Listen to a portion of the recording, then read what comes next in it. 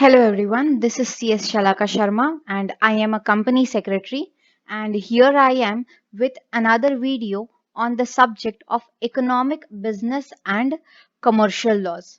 This is the lesson number first in the EBCL subject of CS Executive, that is Reserve Bank of India Act 1934, and this is part second of the Reserve Bank of India Act 1934.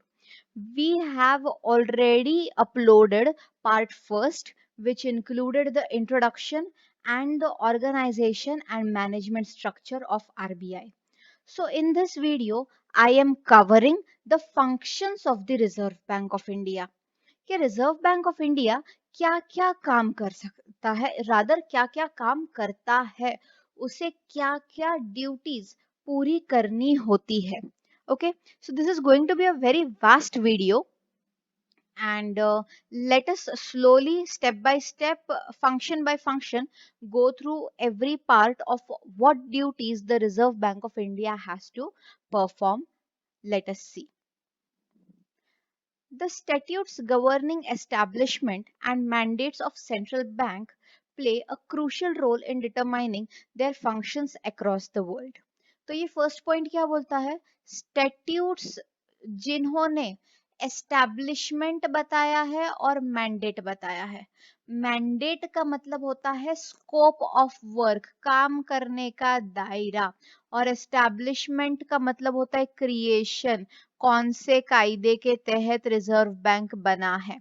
तो अगर आपने first part देखा होगा तो आपको पता है कि reserve bank of India act के तहत बना हुआ है, राइट. तो यही reserve bank of India act जो कायदा है उसने क्रिएशन के साथ साथ स्कोप ऑफ वर्क के बारे में भी बताया हुआ है. तो अगर हमें जानना है कि आरबीआई क्या क्या काम कर सकती है तो हमें क्या रेफर करना पड़ेगा? आरबीआई एक्ट 1934 रेफर करना है. The Reserve Bank of India, that is RBI, has been constituted under the RBI Act 1934. The legal backing for functions of the RBI is not only confined to the provisions of the RBI Act but also spread over a number of statutes such as Banking Regulation Act 1949, Foreign Exchange Management Act 1999, Government Securities Act 2006, Payment and Settlements Act 2007. मतलब अगर हमें देखना है कि कौन से कार्य, कौन से काम लीगली आरबीआई को करने हैं, तो सिर्फ आरबीआई एक्ट 1934 पढ़ के नहीं होगा, उसके साथ और भी कुछ कायदे पढ़ने होंगे. जैसे बैंकिंग रेगुलेशन एक्ट है, फेमा है, गवर्नमेंट सिक्योरिटीज एक्ट है, payment and settlement systems act है. ये क्या है ना, सेंट्रल गवर्नमेंट ने अलग अलग कायदे भी बनाए हैं और इन कायदों में उस ऑब्जेक्टिव से रिलेटेड आरबीआई का रोल क्या होगा वो बताया है. जैसे फॉरेन एक्सचेंज, क्लियरली नाम ही बताता है कि जब हम दूसरी कंट्री के साथ कोई करेंसी एक्सचेंज कर रहे हैं, इसमें आरबीआई का क्या रोल रहेगा? गवर्नमेंट सिक्योरिटीज, गवर्नमेंट जब कुछ सिक्योरिटीज में डील करती है तब उसमें आरबीआई का क्या रोल रहेगा? पेमेंट्स एंड सेटलमेंट्स, गवर्नमेंट जब कुछ पेमेंट्स एंड सेटलमेंट्स करती है उसमें आरबीआई का क्या रोल रहेगा? तो आरबीआई का रोल सिर्फ आरबीआई एक्ट में नहीं बताया गया है. मतलब ऐसा, मतलब ये इतना आसान नहीं है कि मैंने आरबीआई एक्ट पढ़ा और उसमें एग्जॉस्टिवली लिखा हुआ है 1 2 3 4 5 ये 5 चीजें आरबीआई करेगी. नहीं, it is not as simple as that, it is not as straightforward as that. We have to also look for another laws which are of a similar nature, but they have also covered various functions which are to be done or which are to be performed by the Reserve Bank of India. The purposes for which RBI established as India's central bank has been spelled out in the preamble to the RBI, which states as follows. हर कायदे को preamble होता है. ये preamble अगर हम short में समझे तो ये होता है उस कायदे का इंट्रोडक्शन. मतलब अगर ये प्रियम्बल पढ़ ले तो हमें एक अंदाजा आ जाता है कि ये कायदा किस चीज के लिए बनाया गया है। सो आरबीआई एक्ट 1934 का जो इंट्रो है, वो इंट्रो क्या बोलता है कि इस इंट्रो में उन्होंने क्या दिया हुआ है, purposes for which RBI is established as India central bank. मतलब इंडिया का एक एपेक्स बैंक, एक सेंट्रल बैंक बोल के आरबीआई के क्या क्या काम रहेंगे, ये इस इंट्रो में शॉर्ट में बताया गया है। तो ये क्या क्या काम रहेंगे। सबसे पहला काम, to regulate the issue of bank notes and keeping of reserves with a view to securing monetary stability in India and generally to operate the currency and credit system of the country to its advantage। मतलब bank notes issue करना सबसे पहला काम है उसका। फिर reserves maintain करना दूसरा काम है उसका। ये रिजर्व्स क्या होते हैं, ये आप मेरे फर्स्ट पार्ट में, फर्स्ट वीडियो में रेफर कीजिए, वहां मैंने रिजर्व्स के बारे में भी बताया हुआ है। Okay. And third, currency and credit system किस पोजीशन में हो, एडवांटेजियस मतलब बेनिफिशियल पोजीशन में हो। ये तीनों चीजें सबसे पहली बात तो आरबीआई को मेंटेन करना पड़ता है। ओके। फिर that it is essential to have a modern monetary policy framework to meet the challenge of an increasingly complex economy.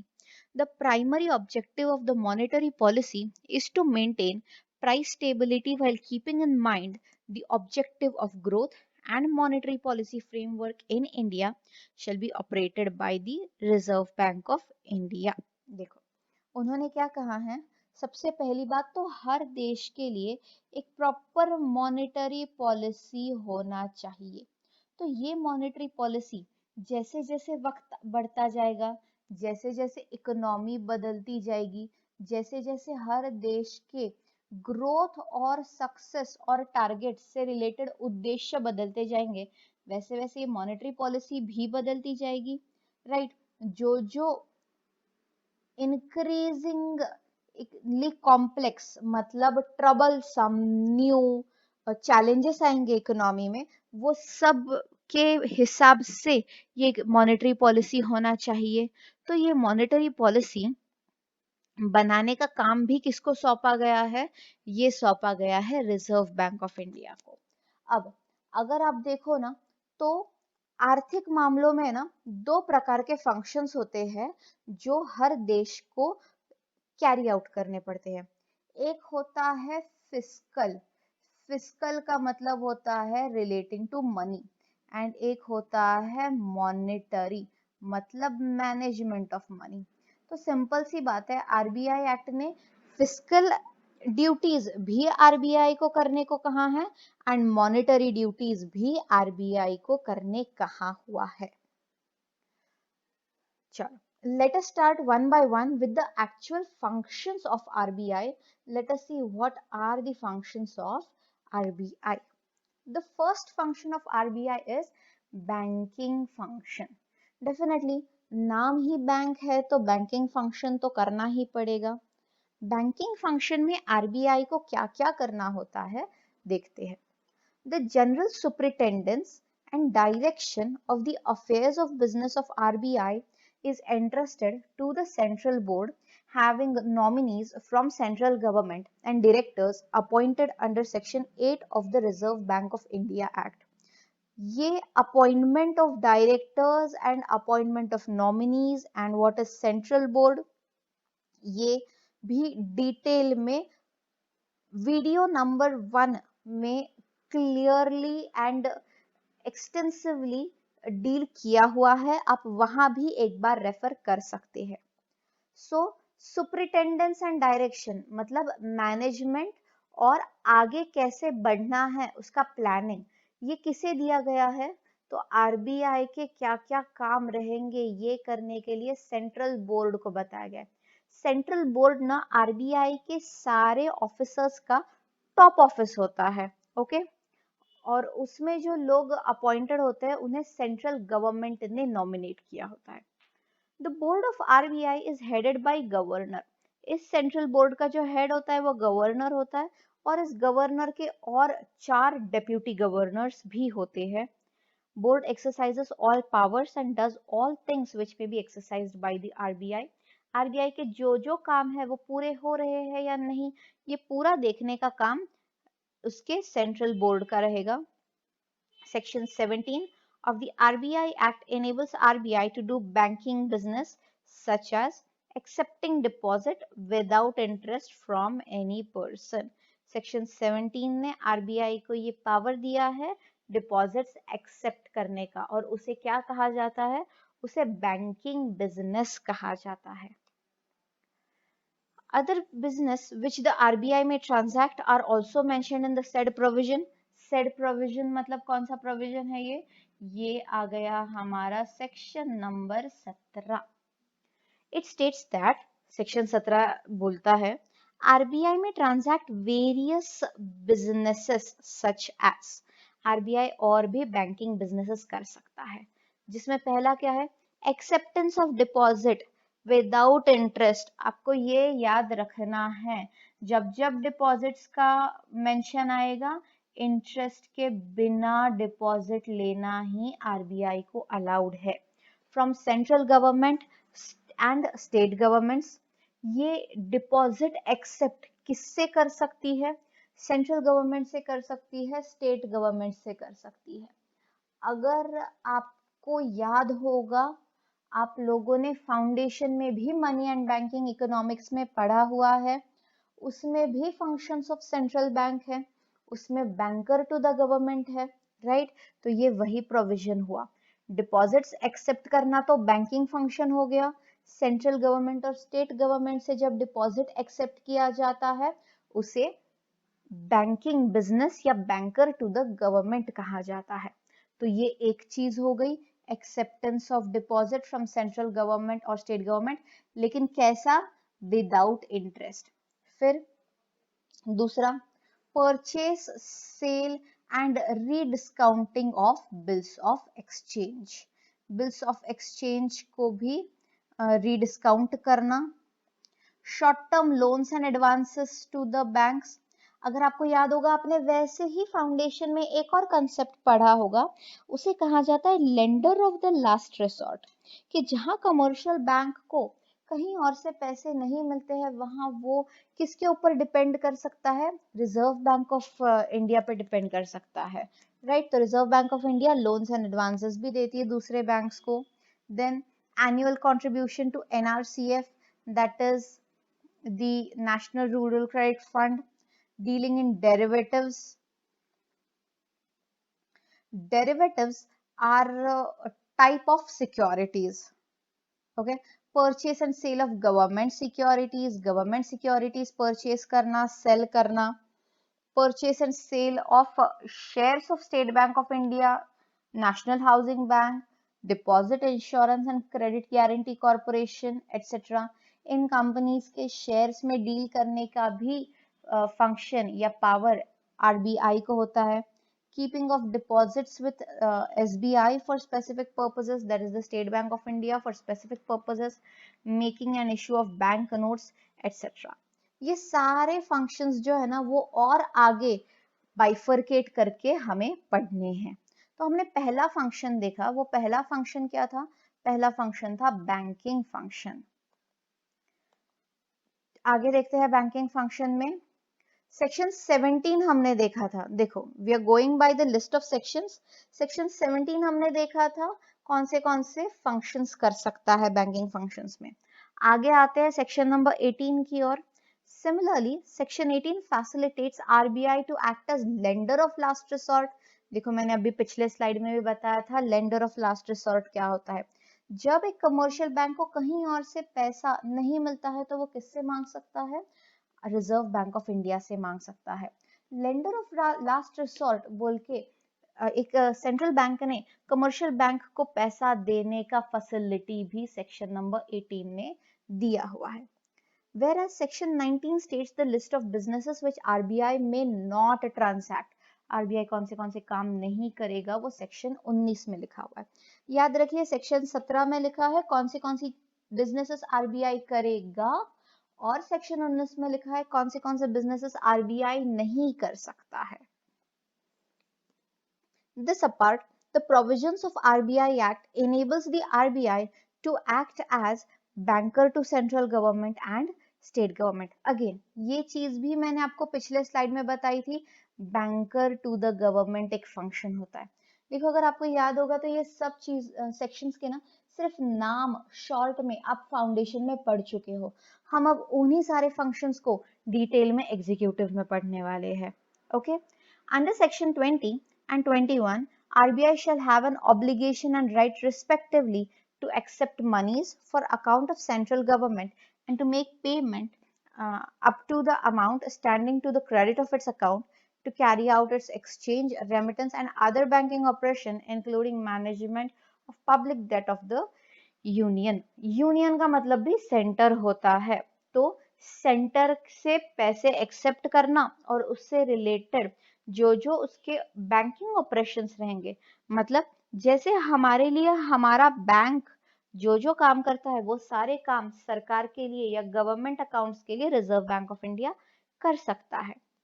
In the case of state governments, the said banking functions may be undertaken by way of an agreement between RBI and state government concerned as provided in section 21A of the RBI Act.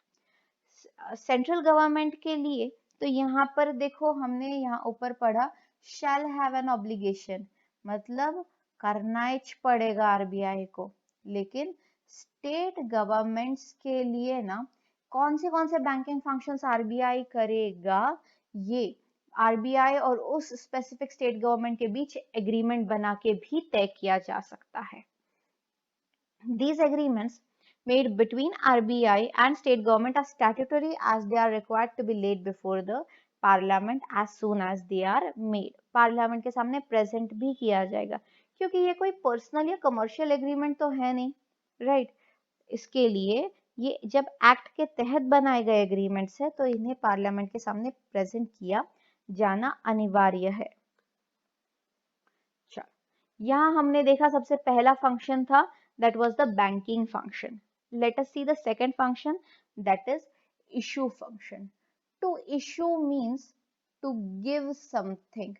तो RBI क्या देगा, देखो right to issue bank notes is one of the key central banking functions of the RBI. तो RBI क्या देता है, bank notes. Okay, याद है. Again going back to foundation, आपने वहां फंक्शंस ऑफ सेंट्रल बैंक देखा होगा और उसमें मोनोपोली ऑन बैंक नोट्स या monopoly to issue bank notes देखा था. तो इसके पीछे का लॉजिक क्या होता है, अगर एक से ज्यादा बैंक्स को करेंसी नोट्स इशू करने का पावर दे दिया गया तो कैलकुलेट करना कि मार्केट में एग्जैक्टली कितना करेंसी है कितना डिफिकल्ट हो जाएगा. Because her bank currency print करके मिंट करके उसे सप्लाई कर सकती है मार्केट में. तो जब मार्केट में वो करेंसी घूम रहा है, सर्कुलेट हो रहा है, तो उसका कैलकुलेशन करना और हिसाब रखना कि एग्जैक्टली कंट्री में कितना पैसा है ये काफी डिफिकल्ट हो जाएगा. इसलिए बैंक नोट्स इशू करने का आरबीआई के पास मोनोपोली होता है. आरबीआई के अलावा दूसरी कोई भी बैंक नोट्स इशू नहीं कर सकती है. ये मैं मेरे दिल से नहीं बता रही हूँ, यहाँ भी पढ़िए. सेक्शन 22 क्या करता है, आरबीआई को बोलता है that it has the sole right to issue bank notes. उसके अकेले के पास बैंक नोट इशू करने का पावर है. The issue function of banknotes is performed by the issue department, which is separated and kept wholly distinct from banking department. ताकि खुद RBI भी उसमें कुछ फेरबदल ना कर सके, इसलिए ये इशू करने का एक और अलग डिपार्टमेंट होता है जिसे इशू डिपार्टमेंट कहा जाता है. The RBI Act enables the RBI to recommend to central government the denomination of banknotes. RBI act ने क्या कहा है, आरबीआई का इस इशू फंक्शन में क्या रोल रहेगा, आरबीआई रेकमेंड करेगा मतलब सुझाव देगा किसको, मध्य सरकार को. क्या बोल के सुझाव देगा कि आप इन डिनोमिनेशन का मतलब होता है वैल्यू। इस वैल्यू के आप क्या करो, नोट्स आप सर्कुलेट कर सकते हो, इशू कर सकते हो। ये कौन से डिनोमिनेशन हो सकते हैं? 2 रुपए का नोट, 5 रुपए का नोट, 10 रुपए का नोट, 20 रुपए का नोट, 50,000, 50 रुपए का नोट, 100 रुपए का, 500 रुपए का, 1000 का, 2000 का, 5000 का, 10,000 का, या कोई भी डिनोमिनेशन। लेकिन एक चीज याद रखनी है, आरबीआई जब रिकमेंडेशन देगा सेंट्रल गवर्नमेंट को, तो उसे भी अपने पावर्स में सीमित रह के ही ये रिकमेंडेशन देना है। और इसके लिए वो ज्यादा में ज्यादा कितना डिनोमिनेशन अलाउ कर सकता है? ज्यादा में ज्यादा 10,000 का डिनोमिनेशन अलाउ किया जा सकता है। 10,000 के ऊपर की वैल्यू का बैंक नोट या करेंसी नोट नहीं बनाया जा सकता है। Design, form and material of banknotes is approved by central government. Design form and material, आजकल हम लोग देखते हैं ना, गुलाबी कलर का नोट आता है, पर्पल कलर का नोट आता है, हरे कलर का नोट आता है। ये कौन डिसाइड करता है सब कुछ, या कौन डिसाइड? तो आरबीआई करता है। रेकमेंड किसको करता है फिर वो डिसाइड करके? सेंट्रल गवर्नमेंट को। और सेंट्रल गवर्नमेंट क्या करती है? उसे अप्रूव करती है। Every bank note is a legal tender at any place in India. Legal tender मतलब जो पैसा चलन में है, चलन मतलब जो पैसा वैलिड फॉर्म ऑफ एक्सचेंज है, ठीक है। आपको याद है वो तारीख 8 नवंबर 2016, उस तारीख को क्या हुआ था? 500 और 1000 रुपए के जो नोट थे वो रद्द हो गए थे, कैंसिल हो गए थे। तो आज अगर अगर हम वो 500 या 1000 के नोट यूज करते हैं, इस्तेमाल करते हैं, तो वो वैलिड मींस ऑफ एक्सचेंज नहीं हुआ, जिस वजह से वो लीगल टेंडर भी नहीं हुआ। तो जब जब कोई भी बैंक नोट इशू किया जाएगा वो लीगल टेंडर होगा। और कहाँ? ऑल ओवर इंडिया, कहीं भी वो लीगल टेंडर बोल के यूज किया जा सकता है। एंड जब भी सेंट्रल गवर्नमेंट चाहे, वो किसी भी सीरीज ऑफ बैंक नोट्स को लीगल टेंडर नहीं है बोल के डिक्लेयर कर सकती है। अब हमें समझ में आया क्यों आरबीआई के गवर्नर ने डिमोनेटाइजेशन डिक्लेयर नहीं किया और हमारे प्राइम मिनिस्टर ने डिक्लेयर किया। क्योंकि डिक्लेयर करने का पावर सेंट्रल गवर्नमेंट के पास है, आरबीआई के पास सिर्फ रिकमेंडेशंस के ही पावर है। अगर वो पैसा चलन में से, वैलिडेशन में से निकालना है, उसका राइट भी सेंट्रल गवर्नमेंट के पास ही है। तो था ना वो 8 नवंबर 2016 को मोदी जी आए थे, टीवी पे छा गए थे कि मित्रों आज रात 12 बजे से 500 और 100 रुपए के नोट रद्द हो जाते हैं, बराबर। ऐसा उन्होंने क्यों कहा और आरबीआई के किसी गवर्नर या ऑफिसर ने क्यों नहीं कहा? Because the power to declare lies with the central government. चलो आगे बढ़ते हैं। Another important function is exchange of mutilated or torn notes, which under the RBI is not a matter of grace, but a matter is not a matter of right, but a matter of grace. Grace का मतलब होता है help करना किसी की। Okay, grace का मतलब होता है kindness, out of good faith कोई काम करना। ओके, ऐसे में जब कोई भी नोट, कोई भी करेंसी नोट, कोई भी बैंक नोट फट गया है, तो वो एक्सेप्ट करके चेंज करने का भी पावर आरबीआई के पास है। रादर यहाँ उसका पावर नहीं, ये उसका ड्यूटी होगा। The banknotes that are being issued by RBI are exempt from bank stamp duty. जो बैंक नोट्स आरबीआई इशू करती है उसके ऊपर स्टैम्प ड्यूटी पे करना जरूरी नहीं होता है। अगला फंक्शन है monetary policy function. Chapter 3F of RBI act provides a statutory basis for monetary policy framework and monetary policy committee. Okay, मतलब इसी एक्ट ने क्या किया है, इसी एक्ट ने आरबीआई में मॉनेटरी पॉलिसी बनाने के लिए एक मॉनेटरी पॉलिसी के कमेटी का रिक्वायरमेंट दिया हुआ है। The central government, in consultation with the RBI, shall determine inflation target in terms of consumer price index once in every 5 years, which needs to be notified in the official gazette. Inflation target क्या होता है? देखो, benchmark set करती है government, okay. Benchmark set करती है मतलब कितने लेवल तक इन्फ्लेशन मतलब महंगाई हो सकती है।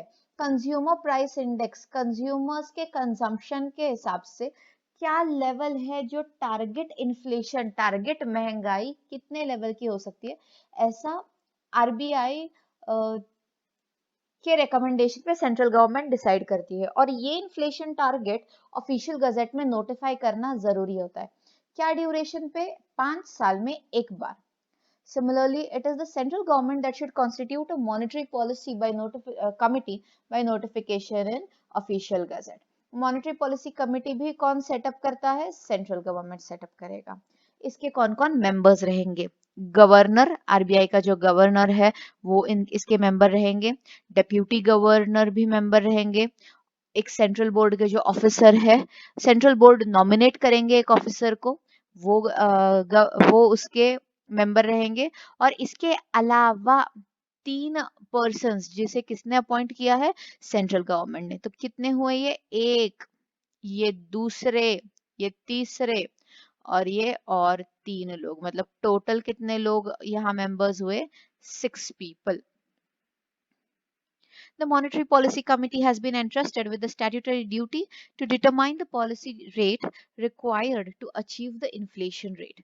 मतलब ये मॉनेटरी पॉलिसी का पहला काम क्या है? इंटरेस्टेड, इस पे क्या जवाबदारी दी है?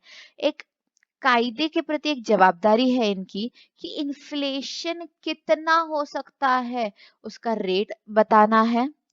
The decision of the Monetary Policy Committee is binding on the RBI, and RBI is required to publish a document explaining the steps to be taken to implement the decisions of the Monetary Policy Committee. मतलब जो भी RBI monetary policy से related decision ले रही है वो RBI को एक डॉक्यूमेंट में पब्लिश करना है। पब्लिश करना है मतलब पब्लिक तक पहुंचाना है, पब्लिक के लिए ओपन करना है फॉर व्यूइंग। और मॉनेटरी पॉलिसी के डिसीजंस कैसे अचीव होंगे इसके स्टेप्स भी उस डॉक्यूमेंट में पब्लिश होने चाहिए। The meetings of the MPC are required to be held at least 4 times a year and its decisions to be published after each meeting. साल में कितने मीटिंग्स होने चाहिए एमपीसी के? That is monetary policy committee के। साल में कम से कम 4 मीटिंग्स होने चाहिए और उसके मिनट्स, डिसीजंस मतलब मिनट्स भी, प्रोसीडिंग्स भी पब्लिश होना जरूरी है हर मीटिंग के बाद। ओके, सो यहाँ तक हमने एक और फंक्शन देखा, मॉनेटरी पॉलिसी फंक्शन। अगला फंक्शन देखते हैं public debt function. Okay. Parliament of India enacted Government Securities Act with an objective to consolidate and amend law relating to government securities and its management by Reserve Bank of India. Government जो securities में trade करती है, securities बेचती है, securities खरीदती है, वो और उसका reserve bank of India management कैसा करे इसके लिए कायदा बनाया है। उस कायदे का नाम है गवर्नमेंट सिक्योरिटीज एक्ट 2006। ये किसे एप्लीकेबल है? To government securities created and issued by central government या स्टेट गवर्नमेंट। सेंट्रल गवर्नमेंट या स्टेट गवर्नमेंट जो भी गवर्नमेंट सिक्योरिटीज क्रिएट करती है, इशू करती है, सेल करती है, उससे ये एक्ट एप्लीकेबल होगा। The GS Act prescribes the procedure and modalities to be followed by RBI in management of public debt and also confers various powers on RBI, including the power to determine the title to a government security if there exists any doubt in the opinion of the RBI, any doubt in the opinion of the RBI. अब ये government securities act और क्या बताता है?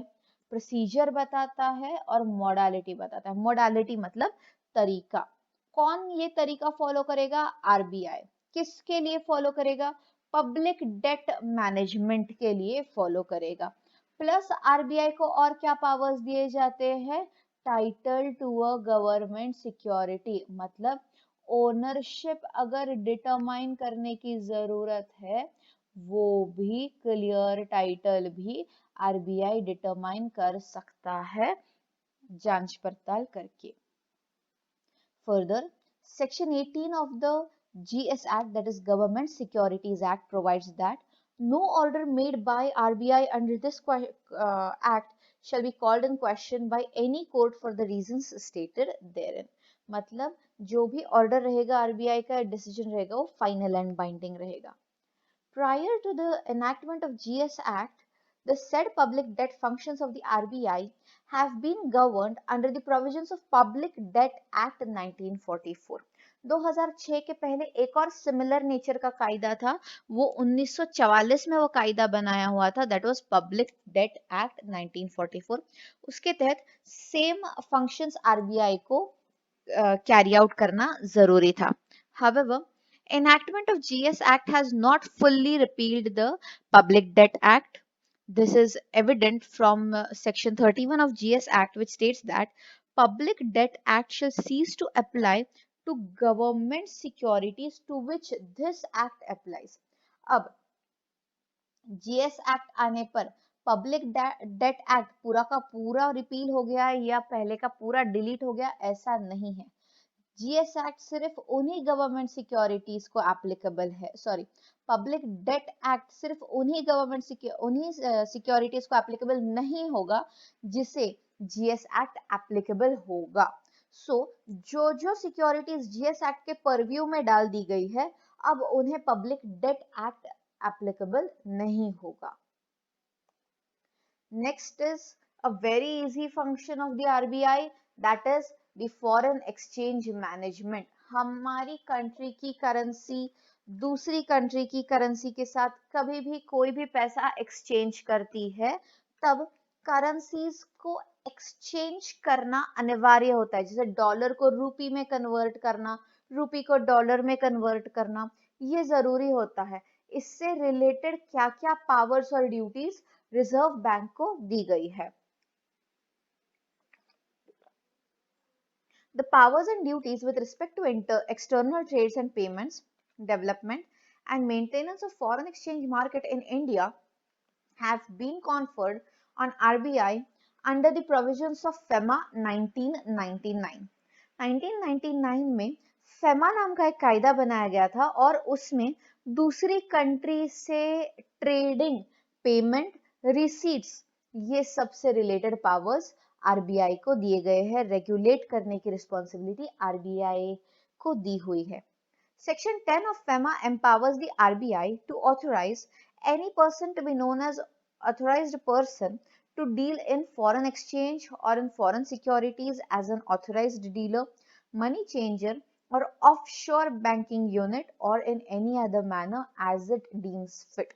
Section 10 ने क्या किया है, आरबीआई को कहा है किसी भी पर्सन को ऑथराइज्ड डीलर, मनी चेंजर या ऑफशोर बैंकिंग यूनिट बोल के अपॉइंट कर सकती है।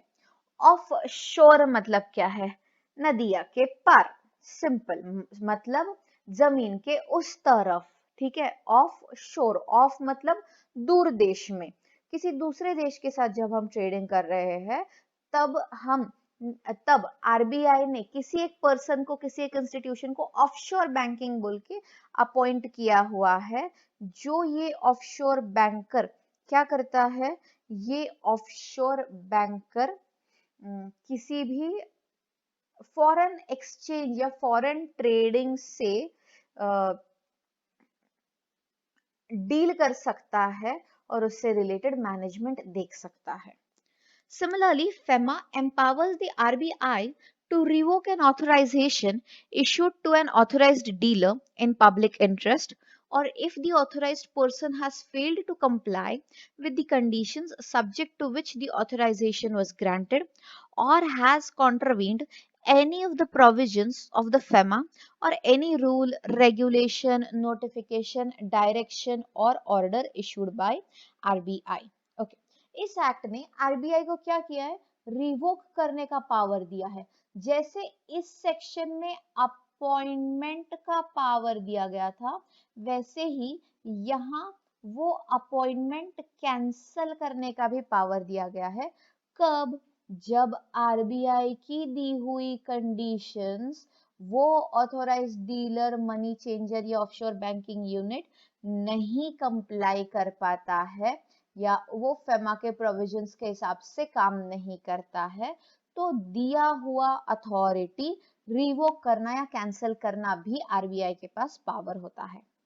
However, Revocation of an authorization may be done by the RBI after following prescribed procedure in FEMA or the regulations made thereunder. FEMA या FEMA के regulations में revocation का procedure दिया हुआ है. Section 13 of FEMA details out contraventions and penalties, and the RBI has been empowered with the power to compound such contraventions. Compound करना मतलब माफ कर देना. Compound to compound means माफ करना, सजा कम करना. The next function of RBI is banking regulation and supervision. The power to regulate and supervise banks has been provided to RBI under the provisions of Banking Regulations Act. मतलब ये रहा आपका RBI.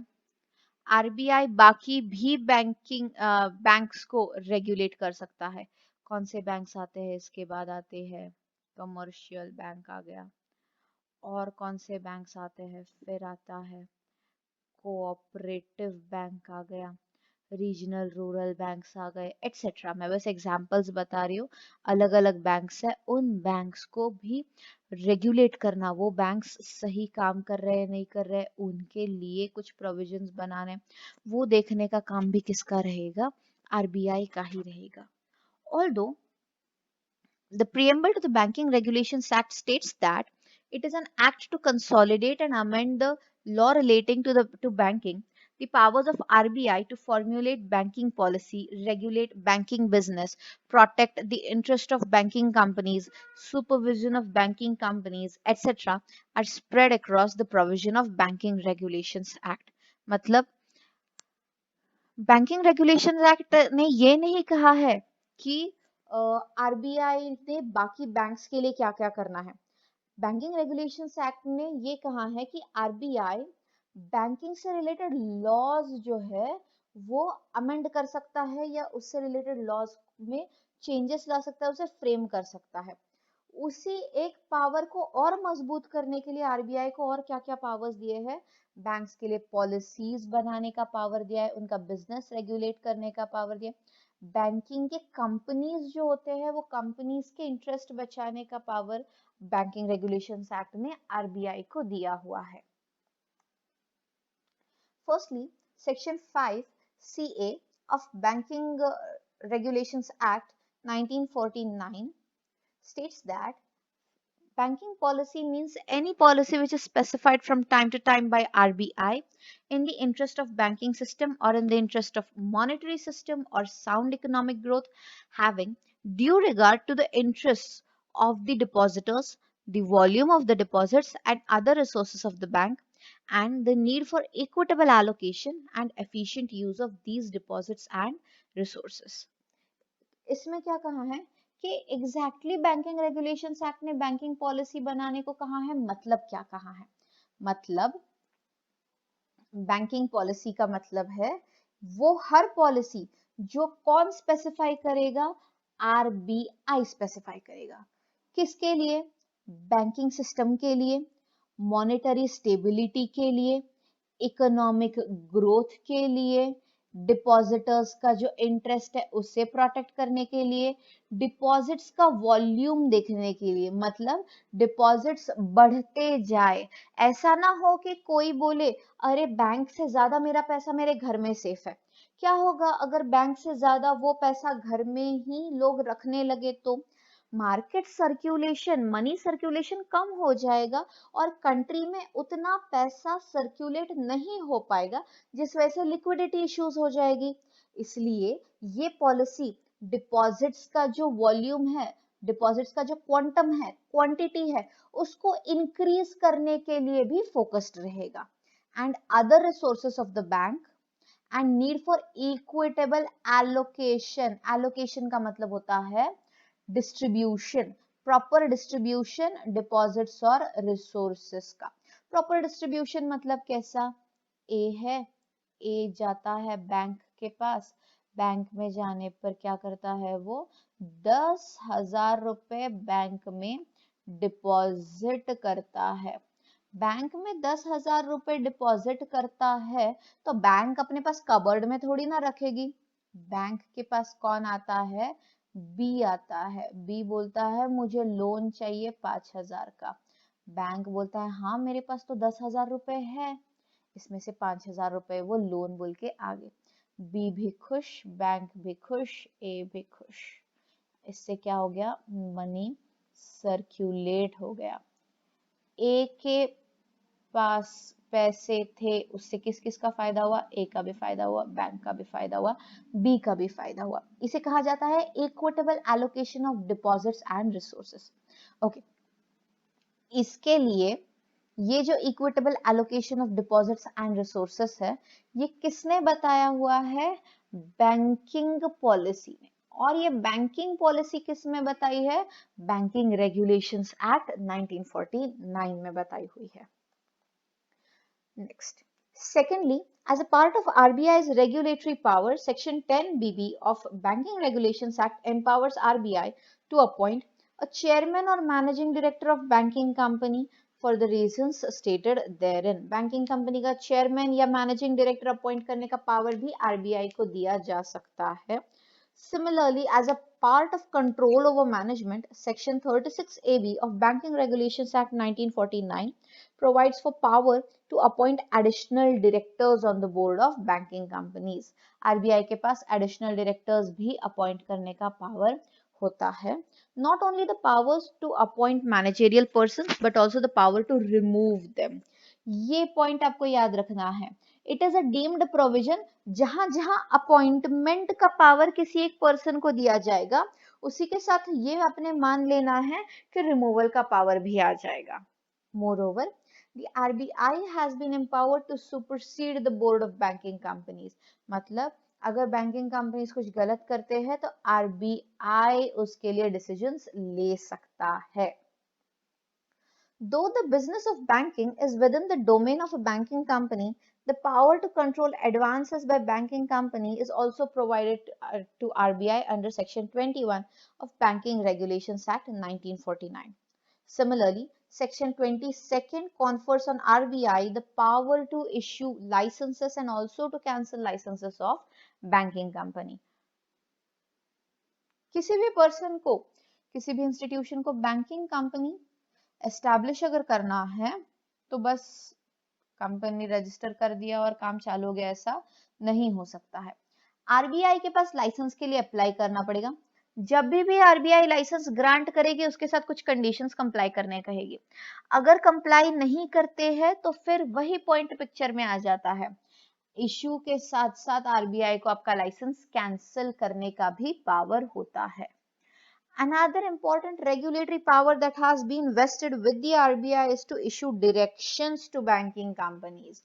Directions, time to time directions issue करना, उन्हें direct करना कि banking companies क्या क्या काम कर सकती है, कितना लोन ले सकती है, कितना लोन दे सकती है, फोरक्लोजर कर सकती है या नहीं, मॉर्गेज कितना कर सकती है, मैक्सिमम रेट कितना रख सकती है, एटसेट्रा. ये सारे चीजों के ऊपर directions RBI time and again issue करता है. Under Section 35A of the Banking Regulations Act 1949, RBI has the power to issue directions to banking companies in the public interest or in the interest of banking policy or to prevent the affairs of any banking company being conducted in a manner detrimental to the interest of the depositors or in a manner prejudicial to the interest of the banking company or to secure the proper management of banking company. यहाँ क्या दिया हुआ है? These are simply why RBI can issue directions. RBI directions क्यों issue कर सकता है? Public के बेनिफिट के लिए, बैंकिंग पॉलिसी मजबूत हो इसके लिए, बैंकिंग कंपनी के जो अफेयर से कामकाज है वो ऐसे मैनर में हो जिससे डिपॉजिटर्स को नुकसान ना हो या बैंकिंग कंपनी को भी नुकसान ना हो और बैंकिंग कंपनी का मैनेजमेंट प्रॉपर हो. ये सारे रीजंस है जिसके लिए बैंकिंग रेगुलेशंस एक्ट ने आरबीआई को डायरेक्शंस इशू करने का पावर दिया हुआ है. In this regard, it may be worthwhile to note the observations of the Honorable Supreme Court of India in the case of Joseph Kuruvilla versus Reserve Bank of India that In view of history of establishment of the Reserve Bank as a central bank for India, its position as a banker's bank, its control over the banking companies and banking in India, its position as an issuing bank, its power to license the banking companies and cancel their license, and the numerous other powers, it is unanswerable that between the court and Reserve Bank, momentous decision to wind up a tottering or unsafe banking company in the interest of the depositors may reasonably be left to the Reserve Bank. Judgement का ये paragraph बहुत बड़ा है लेकिन बिल्कुल भी difficult नहीं है, तो हम इसे ब्रेक करके समझने की कोशिश करते हैं। क्या कहा गया है, यहां से पढ़ेंगे दैट के आगे से। In view of history of establishment of Reserve Bank as a central bank of India, Reserve Bank को सेंट्रल बैंक ऑफ इंडिया बोल के जो एस्टैब्लिश किया गया है, उस नजरिए से अगर देखा जाए तो उसकी पोजीशन बैंकर्स बैंक बोल के है। मतलब बाकी लोग जैसे हमारे लिए हमारा बैंक काम करता है, वैसे बैंक्स के लिए रिजर्व बैंक बैंकर होता है। इसलिए क्योंकि वो सेंट्रल बैंक है, उसे बैंकिंग कंपनीज पे कंट्रोल करना पड़ता है और इंडिया की बैंकिंग सिस्टम पे भी कंट्रोल करना पड़ता है। उसकी पोजीशन एक इशूइंग बैंक है, जैसे नोट्स इशू करती है, इसलिए उसके पास ये पावर है कि बैंकिंग कंपनीज के लाइसेंसेस इशू करे, बैंकिंग कंपनीज के लाइसेंस इशू करे एंड जरूरत हो तो कैंसल भी कर सकता है। और उसी के साथ साथ बैंकिंग कंपनीज के कंट्रोल एंड मैनेजमेंट से रिलेटेड और काफी पावर्स इस कायदे ने आरबीआई को दिए हुए हैं।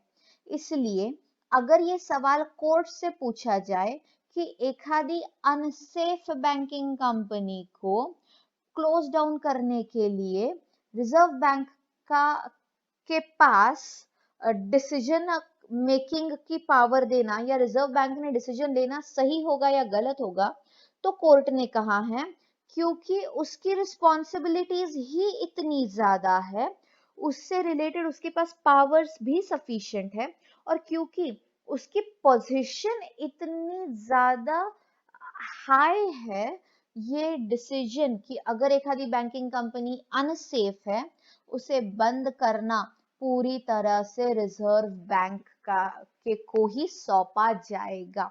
इसलिए अगर रिजर्व बैंक तय करती है कि एक बैंकिंग कंपनी बंद करना जरूरी है और उसके लिए रिजर्व बैंक के पास प्रॉपर रीजंस है, तो कोर्ट में अप्लाई करने के बाद भी कोर्ट रिजर्व बैंक का डिसीजन रिवर्स नहीं कर सकती है।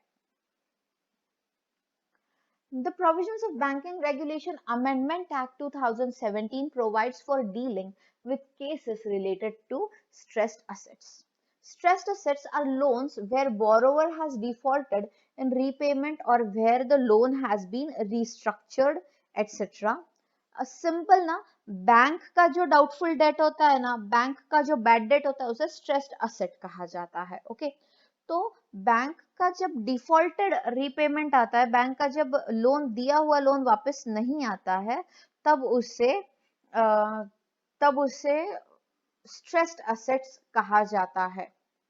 In terms of Section 35AA or 35AB of the Banking Regulation Act 1949, RBI has been specifically authorized to issue directions to banking companies for resolution of stressed asset. अगर किसी bank ने loan दिया है और बैड डेट हो गया उसका, तो क्या करना है, इसका जवाब भी किससे मिलेगा, आरबीआई से मिलेगा। As a part of supervisory power, RBI has been empowered to inspect banking company on its own or at the instance of central government under the provisions of Banking Regulations Act.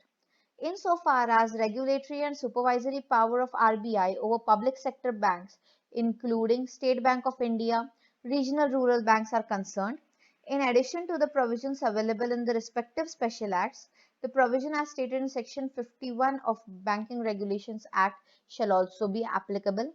Thus, and overall responsibility to find out the well-being of a banking company in improving monetary stability and economic growth, as well as keeping in view the interest of depositors, has been left with the Reserve Bank of India. मतलब RBI के पास banks के लिए rules and regulations बनाने का भी अधिकार है, और वो बैंक्स या banking company rules and regulations follow कर रही है नहीं कर रही है, ये चेक करने का भी पावर है। रूल्स फ्रेम करने का भी पावर है, और वो उसका इम्प्लीमेंटेशन हो रहा है या नहीं हो रहा है, ये देखना भी आरबीआई का पावर रहेगा। The regulation and supervision of NBFC is one of the critical functions that RBI has been entrusted with. पिछले फंक्शन में हमने देखा regulation and supervision of banks, banking companies. अब हम अगला जो देख रहे हैं दैट इज एनबीएफसीज, मतलब नॉन बैंकिंग फाइनेंशियल कंपनीज। ये फाइनेंशियल कंपनीज है लेकिन ये बैंक्स नहीं होते हैं। Okay, section 45 IA of RBI mandates every NBFC to obtain a certificate of registration from the RBI and to maintain net owned fund as may be specified by the RBI in the official gazette before commencing such NBFC business. Her NBFC को क्या करना पड़ता है, certificate of registration लेना जरूरी है and net owned fund maintain करना जरूरी होता है। नेट ओन्ड फंड मतलब कंपनी के प्रमोटर्स, कंपनी के जो मेंबर्स होते हैं, इक्विटी शेयर होल्डर्स होते हैं, उन्होंने कम से कम उतना पैसा तो भी उस आरबीआई, उस एनबीएफसी में रखना जरूरी होता है जितना आरबीआई ने स्पेसिफाई किया हुआ है। ये दोनों चीजें कब करनी है, बिजनेस चालू करने के पहले। Further, as part of regulation and supervision of NBFC, RBI has been conferred with the statutory powers to regulate or prohibit issue of prospectus or advertisements soliciting deposits of money by NBFC, power to determine policy and issue directions to NBFC companies, etc. ये same है banking regulation के ही power जैसा। RBI के पास और क्या क्या powers है, उसके पास और पावर्स है, जो भी एनबीएफसी प्रोस्पेक्टस दे, एडवर्टाइजमेंट्स दे, डिपॉजिट्स मांगे, ये सारे चीजों से रिलेटेड रूल्स एंड रेगुलेशंस बनाने का, या जरूरत रहे तो उसे मना करने का, और कुछ पॉलिसीज बनाना है तो वो सारे पावर्स आरबीआई को सौंपे गए हैं। Further, RBI has been empowered under Section 45L of the RBI Act to call for information and issue directions to non-banking financial companies for the reasons stated therein. अगर जरूरत रहे तो information और मांगने का भी अधिकार रहेगा। As a part of supervisory control over the NBFC, the RBI has powers to inspect them. NBFC के ऊपर इंस्पेक्शन अगर जरूरी है तो इंस्पेक्शन करने का, कहीं से भी अगर ऐसी कुछ इंफॉर्मेशन मिलती है कि ये एनबीएफसी में प्रॉपरली काम नहीं हो रहा है, या किसी प्रकार का कोई लोन दिया हुआ है वो उससे रिलेटेड कुछ डॉक्यूमेंटेशन में प्रॉब्लम है, या उससे रिलेटेड रीपेमेंट में कुछ प्रॉब्लम है, कुछ लोन लिया हुआ है और वो लोन ये एनबीएफसी रीपे नहीं कर पा रही है, ऐसा कोई भी अगर ट्रेजरी मिसमैनेजमेंट रहेगा तो एनबीएफसी का को इंस्पेक्ट करने का आरबीआई के पास पावर रहेगा। RBI shall exercise all these powers in public interest or to regulate the financial system of the country to its advantage, or to prevent the affairs of the of any NBFC being conducted in manner detrimental to the interest of depositor or manner prejudicial to the interest of NBFC. ये क्यों दिया गया है? Again ये भी वही point है, Y NBFC को इंस्पेक्ट करने का पावर दिया गया है। एनबीएफसी के कोई भी कामकाज अगर डेट्रीमेंटल, नुकसानकारक, प्रीजुडिशियल, हार्मफुल मैनर, किसको हार्मफुल, या तो डिपॉजिटर्स को या तो खुद उस एनबीएफसी को, अगर ऐसा कुछ हो रहा होगा तो एनबीएफसी को इंस्पेक्शन के ये पावर्स दिए गए हैं. This makes it clear that power of RBI to regulate and supervise banking companies emanates from the provisions of BR Act, whereas powers to regulate and supervise NBFC has source from the RBI Act. मतलब banking companies को regulate करने का power किसके पास है? Banking regulations act. लेकिन NBFC को supervise करने का पावर किसके पास है? RBI act. देखो यहाँ भी हम जब पढ़ रहे थे, यहाँ पर देखो हर जगह ना बैंकिंग रेगुलेशंस एक्ट ने ये पावर दिया था, क्योंकि बैंकिंग रेगुलेशंस एक्ट खुद बैंक्स को रेगुलेट करेगा ना. हम जब एनबीएफसी का टॉपिक पढ़ रहे हैं तब से हम ये पढ़ रहे हैं कि आरबीआई लाइसेंस देगा. आरबीआई एक्ट में डी लाइसेंसिंग का प्रोविजन है. आरबीआई एक्ट उसे कैंसिल कर सकता है. आरबीआई एक्ट उसे इंस्पेक्ट भी कर सकता है. Next, functions of the reserve bank for cooperative banks. तो अभी तक हमने रेगुलेशन एंड सुपरविजन में बैंकिंग कंपनी देखा, नॉन बैंकिंग फाइनेंशियल कंपनी देखा. अब हम अगला देखते हैं cooperative bank. Regulation and supervision of urban cooperative bank is another area the RBI has been entrusted with. In terms of Article 246 of Constitution of India, exercise of legislative powers of the union and state are given in Union List and State List, that is List 1 and List 2 respectively of the 7th schedule to the Constitution. Entry relating to cooperative societies fall in state list, whereas entry relating to the banking falls in union list. देखो क्या कहा है. Article 246 Bharat के संविधान का क्या करता है ना, पावर्स डिस्ट्रीब्यूट करता है सेंट्रल गवर्नमेंट और स्टेट गवर्नमेंट में. तो बैंकिंग रेगुलेशंस सेंट्रल गवर्नमेंट को सौंपा गया है, लेकिन कोऑपरेटिव सोसाइटीज का जो रेगुलेशन है, रूल्स है, वो किसको सौंपा गया है? स्टेट गवर्नमेंट्स को सौंपा गया है. This results in duality of jurisdiction over cooperative banks both by RBI and Registrar of Cooperative Societies. तो cooperative banks जो होते हैं उन्हें RBI के भी रूल्स फॉलो करने पड़ते हैं, कोऑपरेटिव सोसाइटीज एक्ट भी फॉलो करना पड़ता है. Section 56 of Banking Regulations Act makes it applicable to cooperative societies involved in the business of banking. मतलब बैंकिंग रेगुलेशंस एक्ट ने भी यही कहा है कि जो भी कोऑपरेटिव सोसाइटीज है बैंकिंग बिजनेस कर रही है, उन्हें कोऑपरेटिव सोसाइटीज एक्ट भी एप्लीकेबल होगा, आरबीआई एक्ट या बैंकिंग रेगुलेशंस एक्ट भी एप्लीकेबल रहेगा. As a part of regulatory and supervisory regime over cooperative banks, RBI has been entrusted with the power to issue licenses and cancel licenses of cooperative bank. ये हम पहले से देखते आ रहे हैं. Banking companies के भी लाइसेंसेस देने का अधिकार, कैंसिल करने का अधिकार है, लेकिन बैंकिंग कंपनीज का अधिकार आरबीआई को होगा, लेकिन बैंकिंग रेगुलेशन एक्ट के तहत है. फिर एनबीएफसी देखा, आरबीआई एक्ट के तहत ही आरबीआई को यह अधिकार है कि एनबीएफसीज को लाइसेंस दे सकते हैं, एनबीएफसी से लाइसेंस ले भी सकती है. अब तीसरा किसको लाइसेंस देने का और लेने का अधिकार है? कोऑपरेटिव बैंक्स को. ओके, और ये सब क्यों किया जा रहा है? पब्लिक इंटरेस्ट में, बैंकिंग पॉलिसी के इंटरेस्ट में, loans and advances properly manage हो, इसके लिए. ये सब रीजंस है क्यों आरबीआई को ये पावर दिया जाता है. ओके.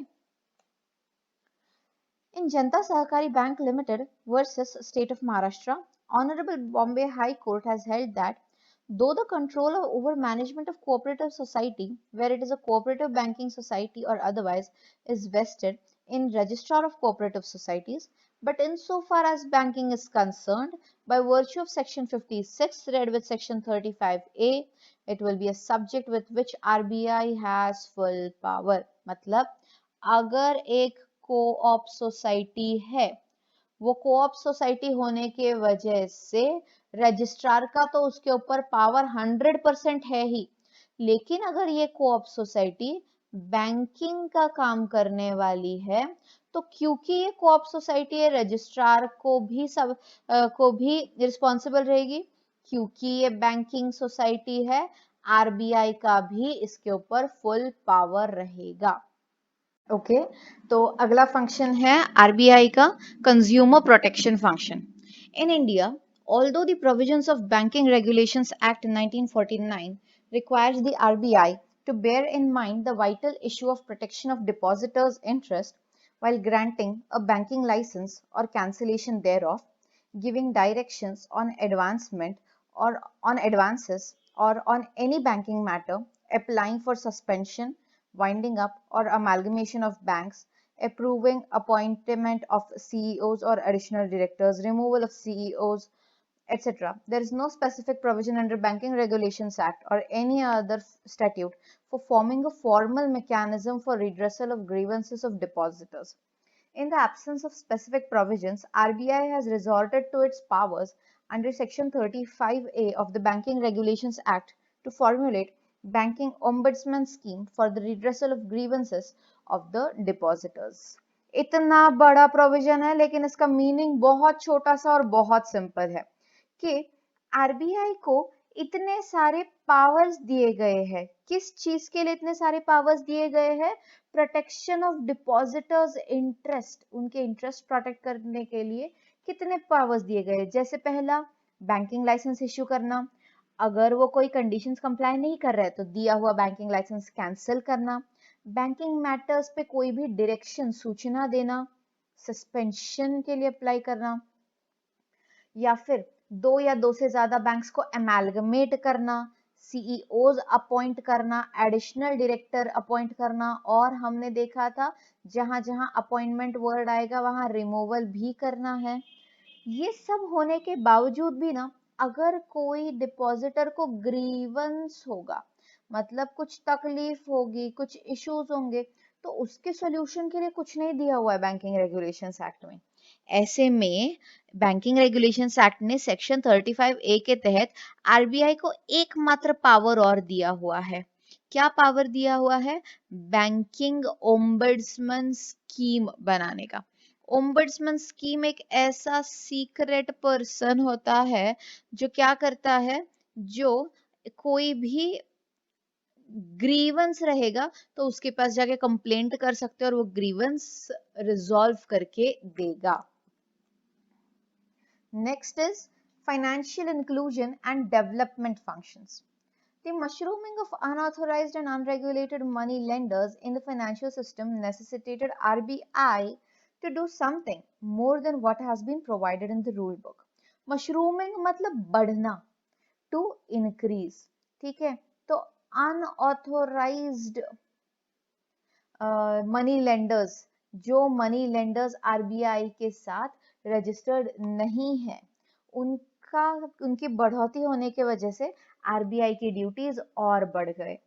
फाइनेंशियल लिटरेसी और फाइनेंशियल इंक्लूजन, दो not explicitly expressed in the RBI Act 1934 or Banking Regulations Act 1949, subsection 16 of section 17 of RBI Act 1934 enables RBI to do all such matters and things as may be incidental or consequential to the exercise of its powers or discharge of its duties under the act.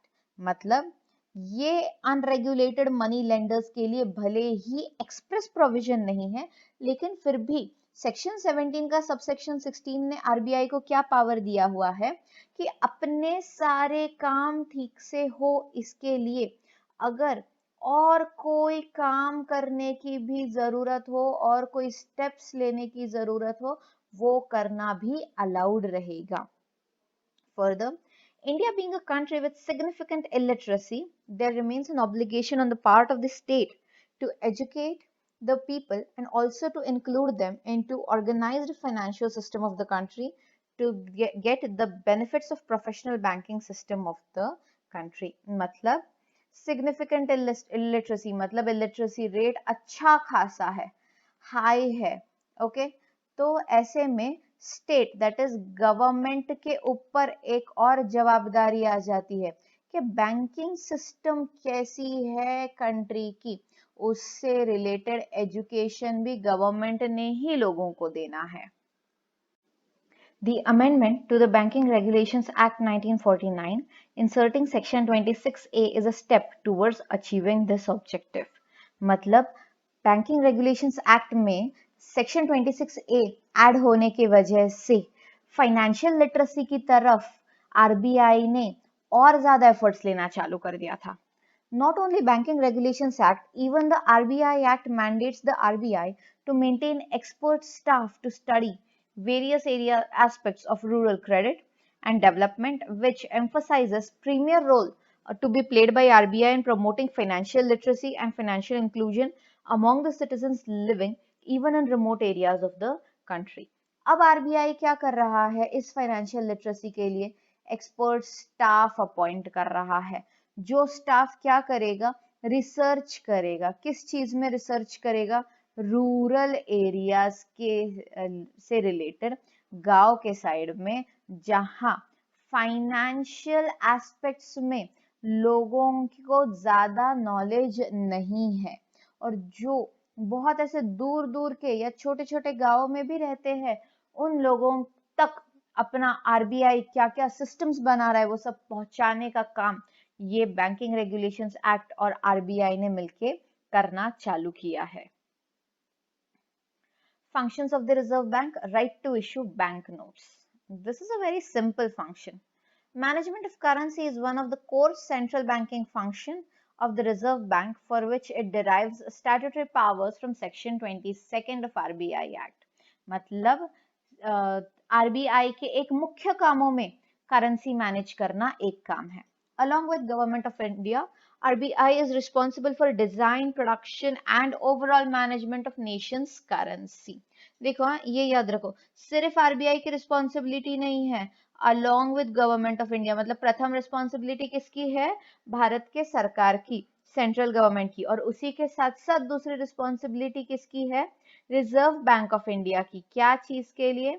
Currency का design कैसा होगा, production मतलब supply कितना होगा, and overall management कितना circulation हो रहा है। ओके, क्यों ऐसा होता है? क्योंकि उन्हें ये मेंटेन करना है that clean and genuine notes he circulate हो रहे हैं मार्केट में, नकली नोट्स वगैरह नहीं है। In consultation with the government, Reserve Bank routinely addresses security issues and targets ways to enhance features to reduce the risk of counterfeiting or forgery of currency notes. Counterfeiting माने duplication, नकली, double करना उसको।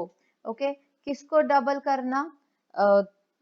Currency को। तो government और reserve bank साथ में मिलके ये सारे वेज फाइंड आउट करते हैं जिससे सिक्योर किया जाए और जिससे करेंसी नोट्स डुप्लीकेट होने से बचाया जाए, नहीं करेंसी नोट्स डुप्लीकेट ना हो सके। Paper Currency Act of 1861 conferred upon the Government of India monopoly of issuing note. Between 1861 and 1935, Government of India managed the issue of paper currency. In 1935, when Reserve Bank began operations, it took over the function of notes from the Office of Controller of Currency, Government of India. तो इस कायदे ने क्या किया था? ये जो power है, मोनोपोली है नोट्स इशू करने का, वो किसको दिया था? सेंट्रल गवर्नमेंट को। 1935 तक ये काम सेंट्रल गवर्नमेंट ने बखूबी निभाया। 1935 में जब आरबीआई एस्टैब्लिश हुआ, उसने क्या किया? इसे अपने परव्यू में ले लिया। Functions of the reserve bank: denomination of notes. Denomination मतलब value. The Indian currency, called the Indian rupee, and its sub-denomination, the paisa. At present, notes in India are issued in denomination of 5 rupees, 10 rupees, 20 rupees, 50, 100, 200, 500 and 2000. Okay, याद है आपको 8 नवंबर 2016 के पहले denominations कैसे थे? तब 1000 रुपए की भी नोट हुआ करती थी, बराबर। और अगर आपको आपके पेरेंट्स ने दिखाया होगा, आपने आपके पेरेंट्स को पूछा होगा ना, तो उनके जमाने में ना 1 रुपए 2 रुपए के भी नोट हुआ करते थे। ओके, इतने सारे डिनोमिनेशन के नोट्स इंडिया में इशू किए जाते हैं. However, notes in these denominations issued earlier are still valid and in circulation. मतलब जो पहले 1 और 2 रुपए के डिनोमिनेशन के नोट्स थे वो अब नहीं होते हैं, पर ऐसा नहीं है कि पुराने गैर मान्य हो गए या पुराने अभी इनवैलिड हो गए. Reserve Bank is also authorized to issue notes in the denomination of 5,000 rupees and 10,000 rupees or any other denomination but not exceeding 10,000 rupees that the central government may specify. RBI कितने भी amount तक के notes issue कर सकता है, पर maximum अभी तक की अथॉरिटी कितनी है कायदे में आरबीआई को? आरबीआई को अभी तक अथॉरिटी 10,000 के डिनोमिनेशन तक. मतलब ना ऐसा हम बोल सकते हैं कि जब तक इस कायदे में बदलाव नहीं आता है ना, ऐसा हो सकता है कि जैसे 2,000 की नोट आई वैसे 5,000 की भी आ सकती है, 6,000 की आ सकती है, 7,000 की आ सकती है, 10,000 की एक नोट भी हो सकता है. Thus, in terms of section 24, notes in denomination higher than 10,000 cannot be issued. ज्यादा में ज्यादा 10,000 तक के ही नोट्स इश्यू किए जा सकते हैं. 10,000 रुपए का एक note. Central government may, on the recommendation of central board, direct the non-issue or discontinuance of issue of banknotes of such denominational values as it may specify in this behalf. मतलब central government को कोई भी notes discontinue करने का power है, लेकिन उसे कौन रेकमेंड करता है? Central government. रेकमेंड मतलब ऐसा नहीं कि सेंट्रल गवर्नमेंट जब तक बताएगा नहीं तब तक सेंट्रल बोर्ड जब तक बताएगा नहीं तब तक सेंट्रल गवर्नमेंट ये फैसला ही नहीं ले सकता है. डेफिनेटली कौन से नोट्स इशू या डिसकंटिन्यू करना जरूरी है, इसका सिर्फ सलाह मशवरा वो आरबीआई के सेंट्रल बैंक से, सेंट्रल बोर्ड से ले सकता है. जैसे शायद ये चीज मैंने आपको पहले भी बताई थी. देखिए 8 नवंबर 2016 को जो 500 और 1000 के नोट्स रद्द हो गए थे, इनवैलिड हो गए थे, चलन से अमान्य हो गए थे, उनके लिए डिक्लेरेशन किसने किया था?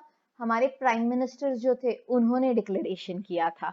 राइट. इसलिए पावर किसका है? सेंट्रल गवर्नमेंट का. आरबीआई का ये पावर नहीं है. अगर ये पावर आरबीआई के पास होता था तो आरबीआई के गवर्नर इसे डिक्लेयर करते थे, ना कि हमारे प्रधानमंत्री ji. Government of India announced demonetization. Demonetization तो आपको याद है, मैं टाइम एंड अगेन ये तारीख का एग्जाम्पल में यूज करते ही रहती हूँ. A newly redesigned series of 500 banknote in addition to a new denomination of 2,000 banknote is in circulation since 10th November 2016. 500 और 1000 के नोट जब रद्द हो गए तब नए क्या आए? 500 और 2000 के नोट 2016 से चालू हो गए हैं. Next function is form of banknotes. The Department of Currency Management makes recommendations on design of banknotes to the central government, forecasts the demand for notes, and ensures smooth distribution of notes and coins throughout the country. Bank notes कैसे होने चाहिए, उसका design कैसे होना चाहिए, वो properly distribute हो सके, ये सब की जवाबदारी किसके ऊपर होती है? Department of currency management. ये किसका डिपार्टमेंट है? केंद्रीय सरकार का डिपार्टमेंट है. It arranges to withdraw unfit notes, administers the provisions of the RBI Note Refund Rules 2009, and reviews or rationalizes the work systems and procedures at the issue offices on an ongoing basis. Withdraw unfit notes मतलब कई बार ऐसा होता है कि हमारे पास ना अगर गलती से कोई फटी हुई नोट आ गई, कोई खराब नोट आ गई, तो हम क्या करें उस चीज का? बराबर. ऐसे में आरबीआई के ही रूल्स है कि हम जाके उसे रिटर्न कर सकते हैं और हमें उस नोट का अपने वैल्यू का रिफंड मिल सकता है. Next function, legal tender character of notes. Section 24 of the Act states that, subject to the provisions of Section 20, subsection 2nd, every bank note shall be a legal tender at any place in India in payment or on account for the amount expressed therein and shall be guaranteed by the central government.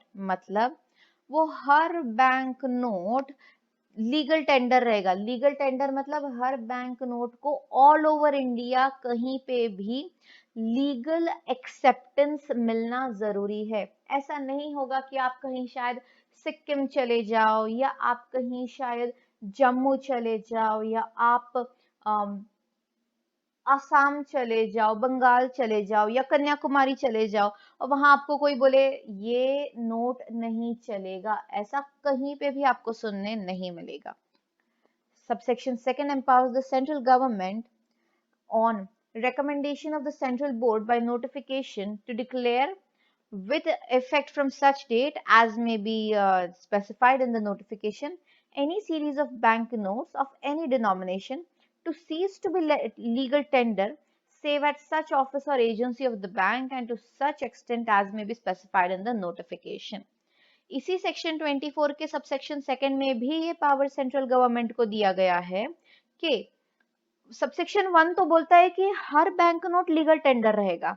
इसका subsection second exception है, जब जब जहां जहां subsection second के तहत central government ने ये बैंक नोट को चलन से अमान्य कर दिया है, उसके बाद सिर्फ उस बैंक की जो एजेंसीज रहेंगी सिर्फ वहीं पर ये पैसा देना अलाउड रहेगा, उसके अलावा कहीं पर भी ये पैसा देना अलाउड नहीं रहेगा। और जब तक ये डिमोनेटाइजेशन नहीं हुआ है तब तक हर bank note all over India कहीं भी लीगल टेंडर रहेगा। तो सेक्शन 24 के सबसेक्शन फर्स्ट और सबसेक्शन सेकंड को समझते हैं। सबसेक्शन सेकंड ने कहा है डिमोनेटाइजेशन हुआ तो लीगल टेंडर हट जाएगा, लेकिन जब तक डिमोनेटाइजेशन नहीं होता है तब तक सबसेक्शन 1 के तहत ऑल ओवर इंडिया ये बैंक नोट लीगल टेंडर रहेगा। Currency distribution. The Government of India, on the advice of Reserve Bank, decides on the various denominations of the notes to be printed. The Reserve Bank coordinates with the government in designing bank notes, including their security features. काफी सारे security features होते हैं। अगर आपको याद होगा, आपने कहीं पे कोई 2000 की नोट दी, 500 की नोट दी, या जब पहले 1000 की नोट आती थी तब आपने अगर किसी को वो 1000 की नोट दी थी या ली थी, तो वो देखो ऐसा लाइट में चेक करते हैं कि वो नोट असली है या नकली है। क्या होता है ना, हर करेंसी के कुछ पैरामीटर्स होते हैं कि हम उसे चेक कर सकते हैं। There is a blue shining line on the note, then there is that हमारे राष्ट्रपिता गांधी जी, उनका भी बोथ साइड से उनका फोटो होता है, then there is an emblem, national emblem होता है। ये सारी चीजें और भी कुछ पैरामीटर्स होते हैं जिससे हम चेक कर सकते हैं कि ये सारे नोट्स असली है या नकली है। लेकिन क्या क्या डिस्टिंक्टिव फीचर्स होने चाहिए नोट्स को असली होने के लिए, ये कौन डिसाइड करता है? Government of India. और उन्हें एडवाइस कौन करता है? Reserve bank of India. The printed notes received from printing press set up by government and RBI are issued for circulation both through remittance to the banks as also the reserve bank counters। मतलब ऐसा कहीं भी कभी भी नहीं होगा कि printing press से नोट्स आए और गवर्नमेंट या आरबीआई ने डायरेक्ट मार्केट में सर्कुलेट करने के लिए नोट्स दे दिए। नहीं, ये हमेशा दूसरे बैंक के थ्रू ही लोगों तक पहुंचाए जाएंगे। हमारा अगला फंक्शन है coin distribution. Indian Coinage Act 1906 governs the minting of rupee coins, including small coins of value of less than 1 rupee। जब coins बनाए जाते हैं ना तो उसे minting कहा जाता है। ओके, सो coins mint करने का पावर इंडियन कॉइनेज एक्ट ने दिया हुआ है। ओके, वो आपको याद है 50 पैसे का कॉइन आता था, 25 पैसे का कॉइन आता था। ये 1 रुपए के कम से भी अगर वैल्यू रहेगा कॉइन्स का तो भी इस एक्ट के तहत कॉइन्स मिंट करने का पावर होता है। Coins are legal tender in India for unlimited amount, मतलब कितने भी अमाउंट तक कॉइन बनाए जा सकते हैं और इंडिया में यूज किए जा सकते हैं। लीगली वैलिड है, लीगली एक्सेप्टेबल है। 50 paisa coins are legal tender for any sum not exceeding 10 rupees and smaller coins for any sum not exceeding 1 rupee। ज्यादा में ज्यादा अमाउंट कितनी अलाउ की है उन्होंने कॉइन्स के लिए? 10 रुपीज की। और कम से कम अमाउंट अभी कितनी अलाउ की है? 1 rupee की. The Reserve Bank acts as an agent of the central government for distribution, issue and handling of the coins and for withdrawing and remitting them back to the government as may be necessary. ये power Indian coinage act के तहत दिया तो central government को है, पर central government के लिए ये काम रिजर्व बैंक ऑफ इंडिया करता है. देखो, हमने जब monopoly to issue currency notes देखा था, तभी भी मैंने आपको बताया था क्यों ऐसा होता है, क्यों किसी एक ही अथॉरिटी को ये पावर दिया जाता है. For various reasons like effective supply or circulation of that money in the market, or proper calculation of that money in the market, to know when the money has been gone out from only one source. It is comparatively easier to track how much money is there circulating in the market. So when we can say that so and so amount of money is circulating in the market, in such a case, because reserve bank has been given the sole authority of doing all these things, it becomes easier to track control of how many coins are distributed in the market. So though this is the function of the central government, the RBI is the agent of the central government for this work, and RBI is responsible for distribution of coins, for issuing coins, for handling of the coins. Handling means management of the coins.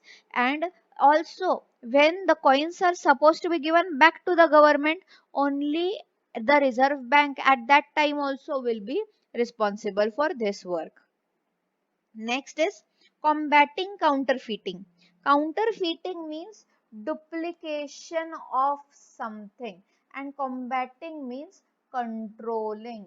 So the another function of RBI will be control on duplicate note and duplicate coins. So the Reserve Bank, in consultation with the Government of India, periodically reviews and upgrades the security features of the banknotes to deter counterfeiting. Deter means stop, prevent, avoid. This is deter. So what does the RBI do? RBI with specific intervals checks and makes necessary measures for stopping of the duplication of banknotes. It also shares information with various law enforcement agencies to address the issue of counterfeiting.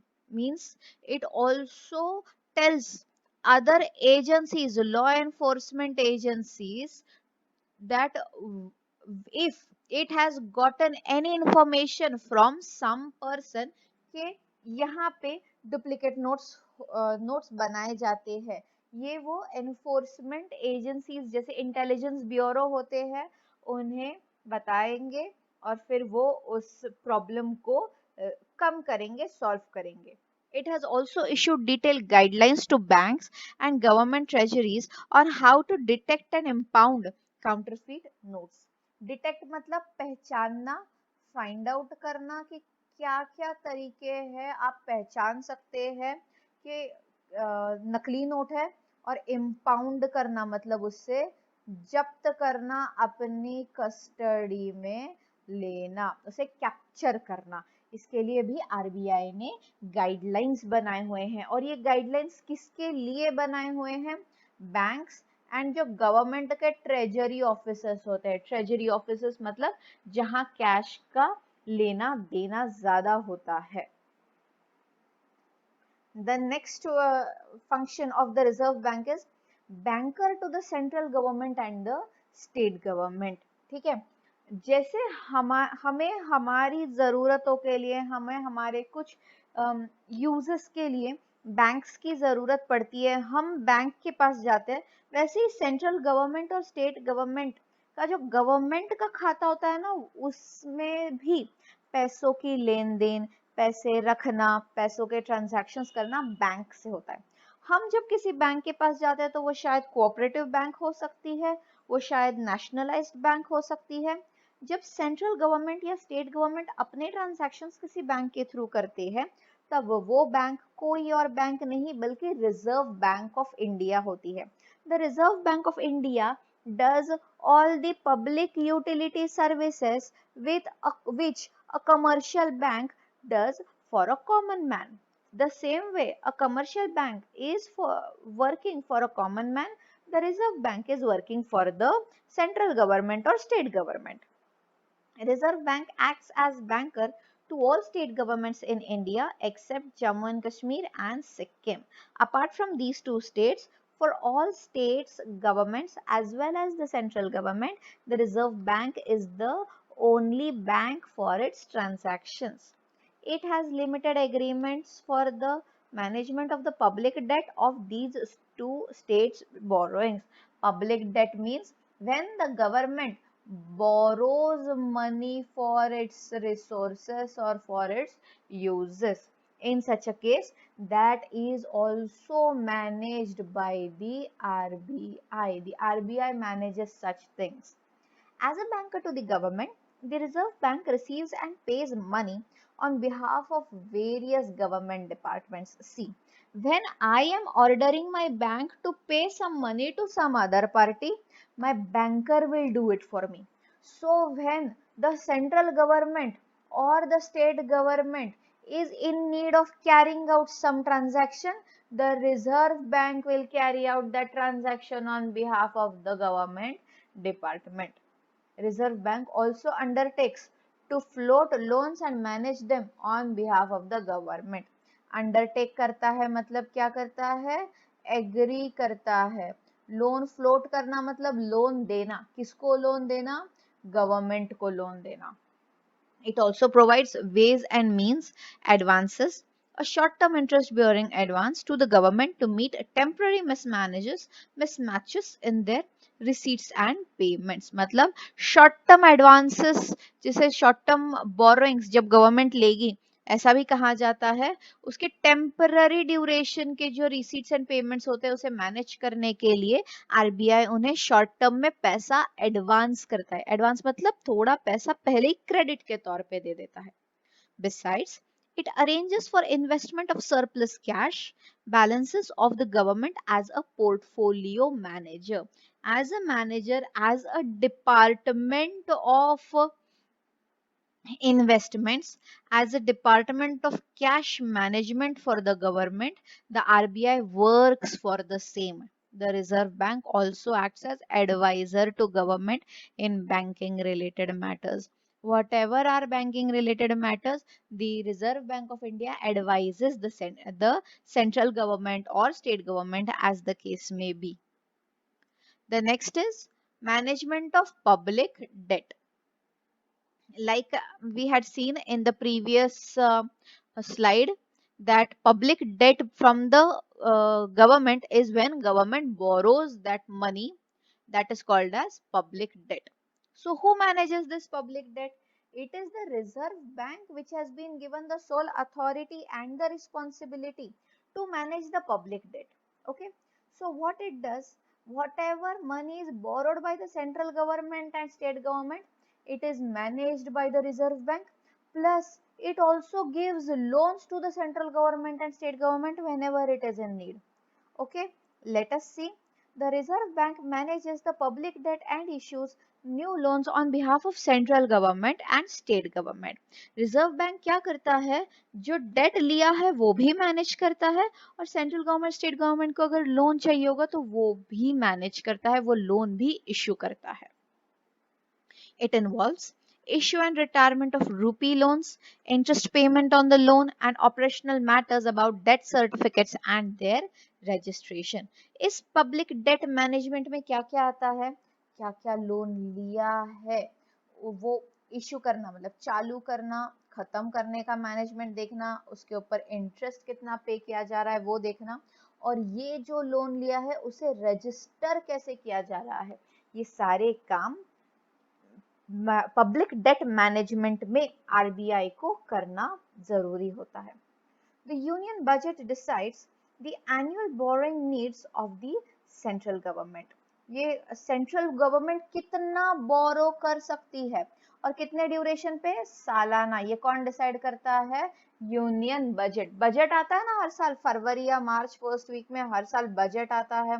Budget government declare करती है, ये इस budget में decide होता है कि central government कितना बोरो कर सकती है उस साल में।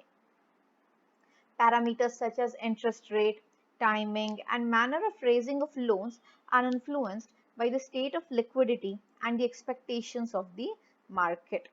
The Reserve Bank's debt management policy aims at minimizing the cost of borrowing, reducing the rollover risk, smoothing the maturity structure of debt, and improving depth and liquidity of the government securities markets by developing an active secondary market.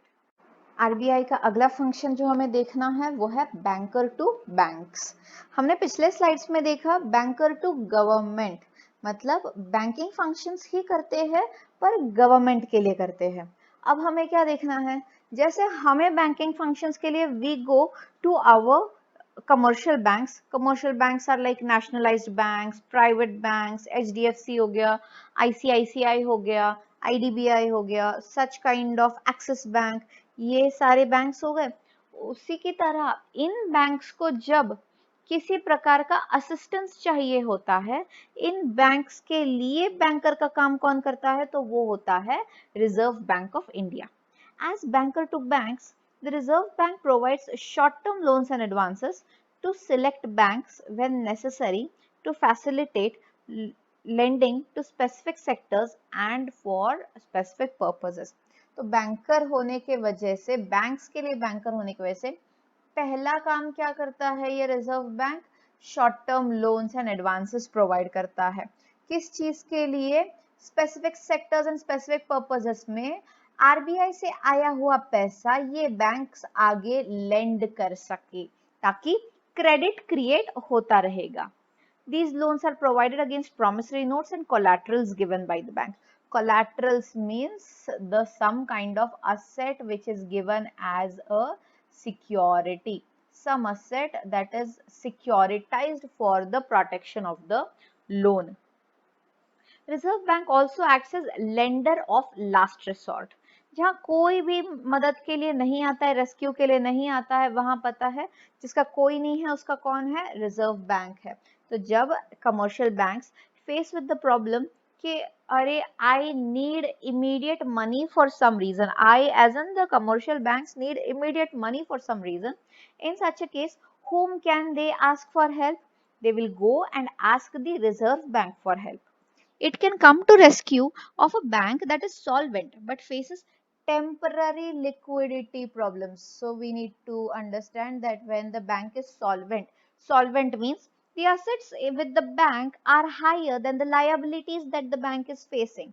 But currently it is only facing liquidity problem. Liquidity problem means cash problem when it is facing. At such time, it goes and asks to the Reserve Bank to help it temporarily for a shorter duration. Reserve Bank extends this facility to protect the interest of the depositors of the bank and to prevent a possible failure of a bank, which in turn may also affect other banks and institutions and can have an adverse effect on financial stability and thus on the economy. Why now here this point is the answer to why does Reserve Bank give this facility? To protect the interest of depositor. Depositor is the common public who has kept his money in the bank. So to protect his interest, bank RBI lends or gives that much money to the depositor. Then to prevent possible failure of a bank, right, means in such case it should not be the case that the banker is not if the bank commercial bank is not able to answer to its depositors, then it may also have an adverse effect on banking institution. People might not trust the banking institution and so may not invest their money in the banks, and that is why it can also harm the financial stability of the country. It may harm the economy. That is the reason Reserve Bank gives this facility to its other banks and helps the banks with this uh, facility and helps the banks uh, for lending and with the temporary liquidity problems. Okay, so the next function is financial regulation and Supervision. The Reserve Bank's regulatory and supervisory domain extends not only to the Indian banking system but also to development financial institution, non-banking financial companies, primary dealers, credit information companies and select segments of financial market. मतलब ऐसा नहीं है कि reserve bank का जब hierarchy चालू होता है तो reserve bank, commercial bank, common man, ऐसा नहीं होता है. काफी अलग अलग प्रकारे, काफी अलग अलग इंस्टीट्यूशंस के ऊपर रिजर्व बैंक का कंट्रोल होता है. कमर्शियल बैंक्स, कोऑपरेटिव बैंक्स तो होते ही है, उसी के साथ साथ जो डेवलपमेंट फाइनेंशियल इंस्टीट्यूशंस होते हैं, मतलब ऐसी कंपनीज जो डेवलपमेंट के लिए, किसी डेवलपमेंट के लिए फाइनेंस देती है, ऐसी कंपनीज जो बैंक्स का काम नहीं करती है पर फाइनेंस क्रेडिट करने का काम करती है, क्रेडिट इंफॉर्मेशन कंपनीज होती है, प्राइमरी डीलर्स होते हैं, इनके ऊपर भी आरबीआई कंट्रोल करता है, सुपरवाइज इन्हें भी आरबीआई ही करता है. As the regulator and the supervisor of the banking system, Reserve Bank has a critical role to play in ensuring the system's safety and soundness on an ongoing basis. मतलब जो bank regulator और supervisor का काम करने के लिए, काम करने के वजह से उसका जो रोल होता है, उसका जो ड्यूटी होता है वो बहुत ही क्रिटिकल होता है, बहुत ही नाजुक होता है, बहुत ही महत्वपूर्ण होता है. The objective of this function is to protect the interest of depositors through an effective prudential regulatory framework for orderly development and conduct of banking operations and to maintain overall financial stability through various policy measures. Again, this is the answer to a question why. Why does RBI exercise financial regulation and supervision? Why does RBI exercise this function? To protect the interest of depositors through regulatory framework. See, if we know there are proper rules, जैसे आज ना अगर मैं bank में पैसा रखती हूँ और वो बैंक का कुछ प्रॉब्लम हो जाता है तो मुझे पता है मेरे को इतना अमाउंट इंश्योर्ड है मेरा, और अगर मैं उतना पैसा बैंक में रख रही हूँ तो I know my the money in the bank is safe. Why do I know? Because I know there are certain laws which govern my transaction with the bank. Okay. क्योंकि कुछ लॉज है, क्योंकि कुछ रूल्स है, क्योंकि कुछ regulations है, ये आरबीआई के रेगुलेशन और सुपरविजन की वजह से मैंने भले ही एज अ कॉमन मैन एक कमर्शियल बैंक में अपना पैसा रखा है, फिर भी वो आरबीआई प्रोटेक्ट करता है मेरा पैसा. And the next function is market operations. Market operations means dealings in the market.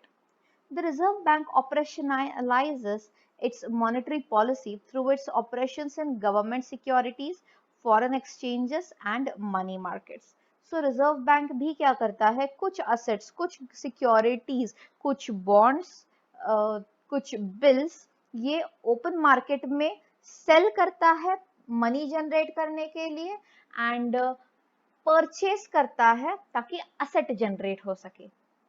The first one is open market operations. Open market operations is the form of outright purchase or sale of government securities. In open market operations, what does RBI do?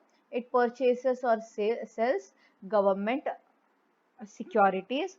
The bank carries out such operations in secondary market on electronically negotiated dealing system, order matching platform by placing bids or taking the offers for securities.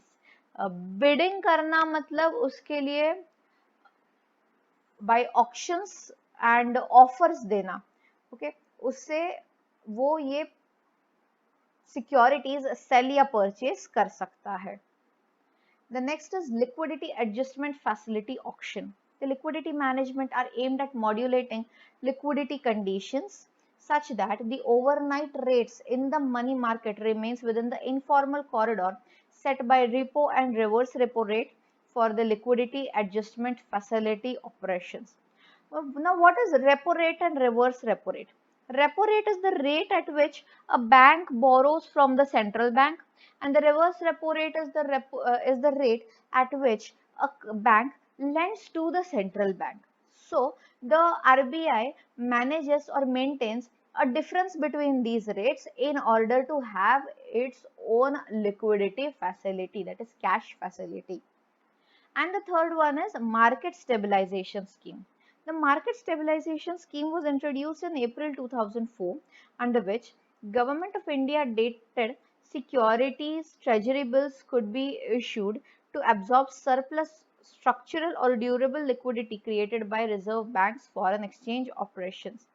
MSS operations are a sterilization tool used for offsetting the liquidity impact created by intervention in the foreign exchange market. Market stabilization scheme में नाम ही बताता है कि scheme है, मतलब क्या है, एक प्लान है, किस चीज के लिए, किसी चीज को स्टेबल करने के लिए, स्थिर करने के लिए एक प्लान है। किसको स्टेबल करने के लिए? मार्केट को या इकोनॉमी को स्टेबल करने के लिए ये प्लान बनाया गया है। 2004 में ये प्लान फ्रेम हुआ था। इसमें क्या होता है ना, जब एक कंट्री में सरप्लस मतलब ज्यादा additional liquidity that is cash होता है, तो आरबीआई क्या करता है, उसे एब्जॉर्ब करता है, मतलब सक ऑफ करता है, मतलब अपने पास खींच लेता है। कैसे खींच लेता है? कुछ चीज पब्लिक को इशू करके खींचता है। अब ये मनी आएगा, मतलब उसके बदले कुछ एसेट देना पड़ेगा, तभी वो एसेट परचेस होने का पैसा, लिक्विडिटी कम होगा, कैश कम होगा, और फिर आरबीआई के पास उतना पैसा आएगा। तो कुछ government securities, treasury bills RBI issue करता है, जिससे जो लिक्विडिटी है वो कम होती है, क्योंकि उतना खर्चा हो गया, और खर्चा होने के बाद आमदनी किसको मिली है? रिजर्व बैंक ऑफ इंडिया को मिली है। इस वजह से जो एडिशनल या एक्स्ट्रा लिक्विडिटी थी मार्केट में, अब वो हो गई है स्टेबल। ये स्टेबल होने के लिए मार्केट स्टेबलाइजेशन स्कीम 2004 में इंट्रोड्यूस किया गया था। Okay, so this was the video on functions of the Reserve Bank of India. If you have any doubts on this part of the video, please feel free to ask. I'll be glad to answer. Thank you.